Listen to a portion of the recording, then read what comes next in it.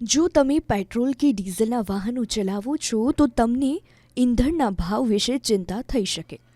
જો એમ હોય તો અમે તમને જણાવી દઈએ કે પેટ્રોલ ડીઝલનો ભાવ દરરોજ બદલાતો રહે છે. ત્યારે આવું જાણીએ આજે એટલે કે 9 ઓક્ટોબરના રોજ પેટ્રોલ ડીઝલના ભાવમાં કેટલો બદલાવ છે. સૌથી પહેલાં વાત કરીએ સમગ્ર ગુજરાતની, તો ગુજરાતમાં પેટ્રોલનો સરેરાશ ભાવ 95.2 રૂપિયા પ્રતિ લીટર છે, જ્યારે સમગ્ર ગુજરાતમાં ડીઝલનો સરેરાશ ભાવ 90.70 રૂપિયા છે. આ સાથે તમને મહાનગરોના ભાવ પણ જણાવી દઈએ તો અમદાવાદમાં આજે પેટ્રોલનો ભાવ 94.49 રૂપિયા તો ડીઝલનો 90.70 રૂપિયા.